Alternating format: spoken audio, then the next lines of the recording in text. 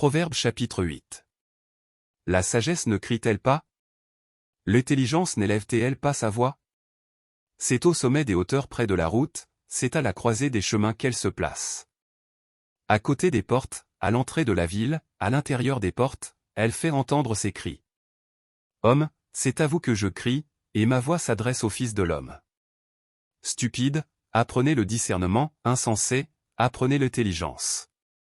Écoutez, car j'ai de grandes choses à dire, et mes lèvres s'ouvrent pour enseigner ce qui est droit. Car ma bouche proclame la vérité, et mes lèvres ont en horreur le mensonge. Toutes les paroles de ma bouche sont justes, elles n'ont rien de faux ni de détourné. Toutes sont claires pour celui qui est intelligent, et droites pour ceux qui ont trouvé la science.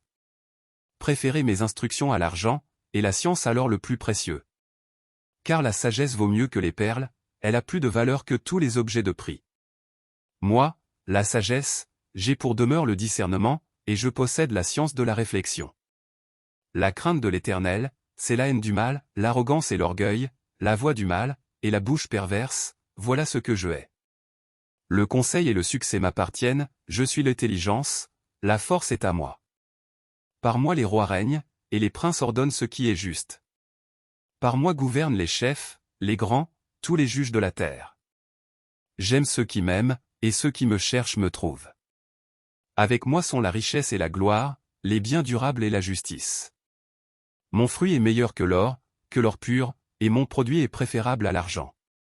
Je marche dans le chemin de la justice, au milieu des sentiers de la droiture. Pour donner des biens à ceux qui m'aiment, et pour remplir leurs trésors. L'Éternel m'a créé la première de ses œuvres, avant ses œuvres les plus anciennes. J'ai été établi depuis l'éternité, dès le commencement, avant l'origine de la terre. Je fus enfanté quand il n'y avait point d'abîme, point de source chargée d'eau. Avant que les montagnes soient affermies, avant que les collines existent, je fus enfanté. Il n'avait encore fait ni la terre, ni les campagnes, ni le premier atome de la poussière du monde. Lorsqu'il disposa les cieux, j'étais là, lorsqu'il traça un cercle à la surface de l'abîme. Lorsqu'il fixa les nuages en haut, et que les sources de l'abîme jaillirent avec force.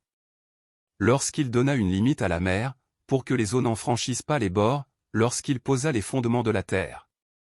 J'étais à l'œuvre auprès de lui, et je faisais tous les jours ses délices, jouant sans cesse en sa présence.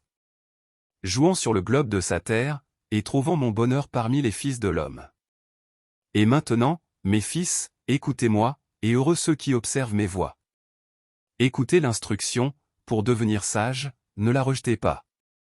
Heureux l'homme qui m'écoute, qui veille chaque jour à mes portes, et qui en garde les poteaux.